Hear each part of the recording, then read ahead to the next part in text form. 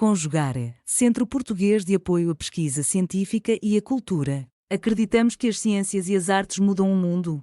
O conhecimento transforma, e isso nos motiva. 14ª Jornada Virtual Internacional em Pesquisa Científica, com o tema Educação, Cultura e Poder.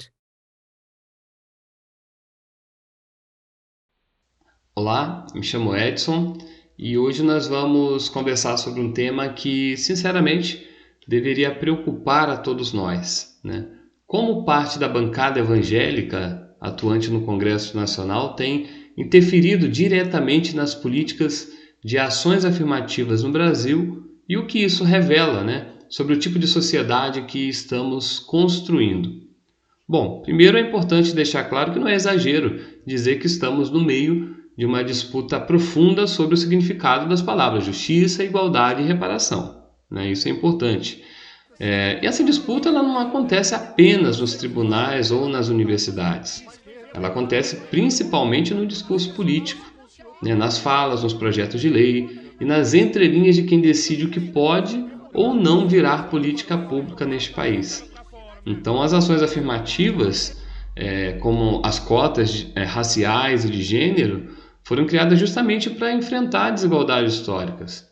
Elas não são privilégios, né? São correções, são respostas concretas a séculos de exclusão que atingem de forma desproporcional a população negra, indígena, periférica, especialmente as mulheres desses grupos. Mas quando olhamos para o posicionamento de parte da bancada evangélica, o que a gente vê é uma tentativa constante de desacreditar essas políticas, né?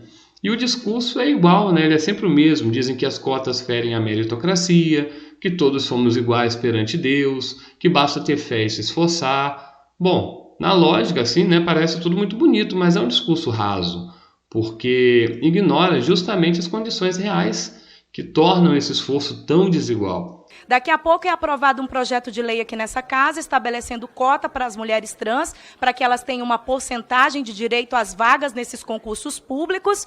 E aí, cada vez mais as mulheres estão sendo forçadas e obrigadas a voltarem para dentro das cozinhas. E aí eu faço uma provocação.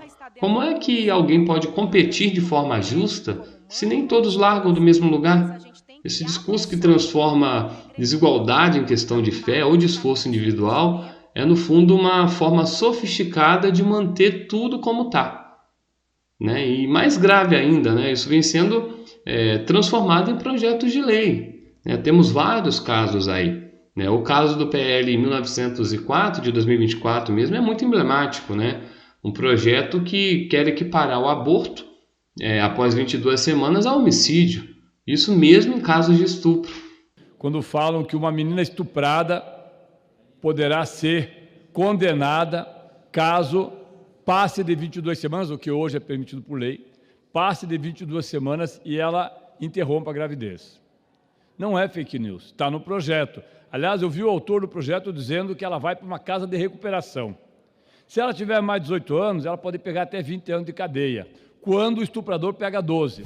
Só vai se proibir depois da 22ª semana, quando o bebê já tem viabilidade fetal. Será que alguém nessa casa, fora as mulheres, tem noção do que é para uma mulher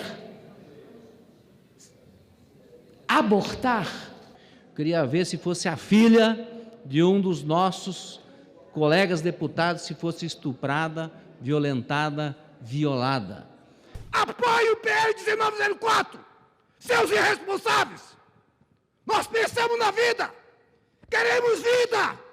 Então, é o tipo de proposta que tenta usar a moral religiosa como uma espécie de régua universal, né? Mas que na prática pune as mulheres e, sobretudo, as mais vulneráveis, né?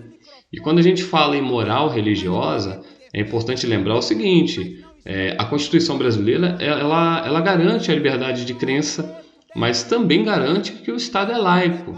Ou seja, nenhuma fé pode ser imposta como política pública, né?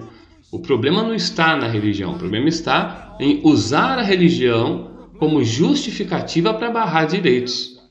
Como se existisse apenas uma forma correta de ver o mundo e todas as outras fossem uma espécie de ameaça, né? Não é à toa que os embates entre parlamentares evangélicos e representantes, né, de classes minoritárias têm sido cada vez mais agressivos, né? A deputada Érica Hilton mesmo, por exemplo, sofreu vários ataques transfóbicos no plenário, né? E ela não foi só um episódio, né? Não foi um caso isolado, né? É uma estratégia discursiva utilizada pela bancada evangélica, no caso, para ridicularizar, desmoralizar, silenciar. Nós estamos em um parlamento que despreza constantemente a Constituição brasileira. Se trata de dizer que nós estamos em um parlamento que não cumpre o seu papel, que não cumpre o seu dever e nos obriga a bater na porta do Supremo Tribunal Federal.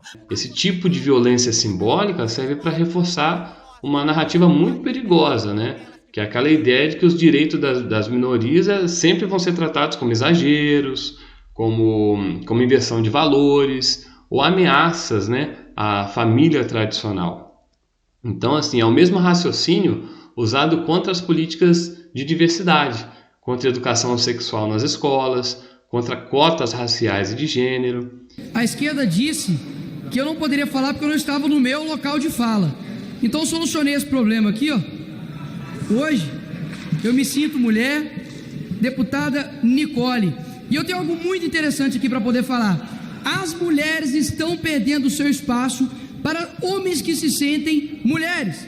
E para vocês terem ideia do perigo de tudo isso, vocês podem me perguntar, qual que é o perigo disso, deputada Nicole? Eu respondo, sabe por quê? Porque eles estão querendo colocar uma imposição de uma realidade que não é a realidade. Eu, por exemplo, posso ir para a cadeia, deputado, caso eu seja condenado por transfobia. E por quê? Porque eu xinguei, porque eu pedi para matar? Não, porque no Dia Internacional das Mulheres, há 2 anos, eu parabenizei as mulheres XX. Ou seja, na verdade é uma imposição. Ou você concorda com o que eles estão dizendo, ou caso contrário você é um transfóbico, homofóbico e preconceituoso.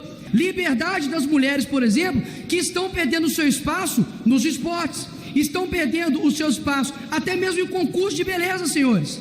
E pensa só isso, uma pessoa que se sente simplesmente algo impõe isso para você. E aí a gente precisa parar e perguntar, né, que tipo de justiça é essa que só vale para alguns? Que tipo de igualdade é essa que ignora a história de desigualdades que nos trouxe até aqui, né? Então, a pesquisadora mesmo, Lélia Gonzalez, já dizia que a mulher negra vive uma opressão que é ao mesmo tempo de classe, de raça e de gênero, né? E isso é muito evidente. Mas o que a gente vê é um apagamento total dessas camadas, né? Como se todo mundo vivesse os mesmos desafios. A gente sabe que isso não é real, né? Ninguém vive o mesmo desafio. Como se fosse só se esforçar que dá. E a gente sabe também que não é assim.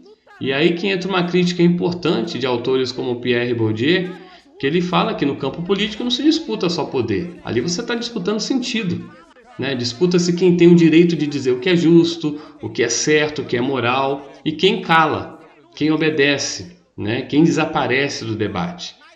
Homem nasce como homem com binga, portanto, com pinto, com pênis. Mulher nasce com sua cocota, sua tcheca, portanto, sua vagina.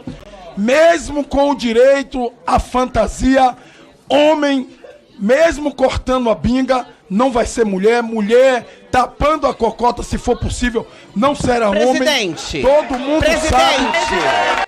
A bancada evangélica, nesse cenário, ela atua como um capital simbólico muito forte, né? A autoridade moral. Mas essa autoridade tem sido usada muitas vezes para impor um único modelo de sociedade.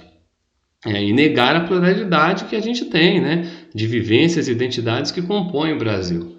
Precisamos também do respeito à nossa fé. Nós somos povo religioso, sejamos católicos ou evangélicos, nós cremos, ou umbandista, mas cremos em um Deus que tem uma palavra, nós respeitamos esta palavra. Então, Deus criou naturalmente homem e mulher, que é igual a filhos. Aqui o que deve nos instruir, aqui o que deve nos reger é a Constituição brasileira e não a Bíblia. Não a opinião de pastores, de padres, de ninguém.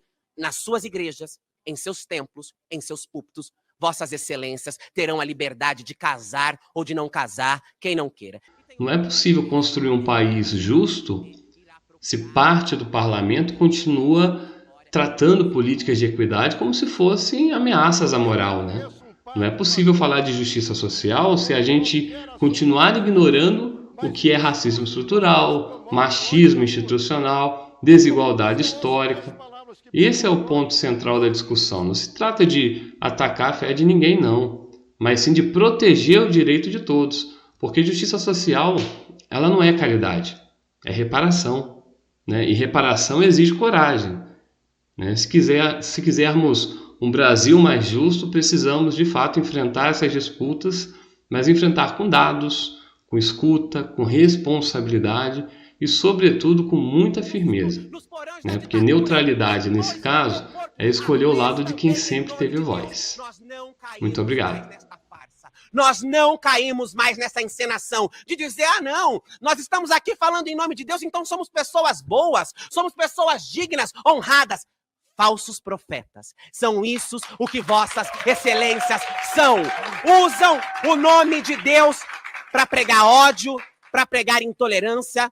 Eu tenho certeza que se Jesus Cristo voltasse hoje, não seriam com vossas excelências que eles se sentariam. Seriam conosco os oprimidos, os humilhados, os amaldiçoados, os apedrejados, aqueles que são expulsos de suas casas pelos simples fatos de serem quem são, aquelas e aqueles que só têm como opção a prostituição, a marginalidade, a violência, por discursos como esses que são utilizados em nome de Deus. Realização, Conjugare, Centro Português de Apoio à Pesquisa Científica e à Cultura. Apoio, Editora Cravo. Inscreva-se no canal, comente, curta e compartilhe. Obrigado por assistir.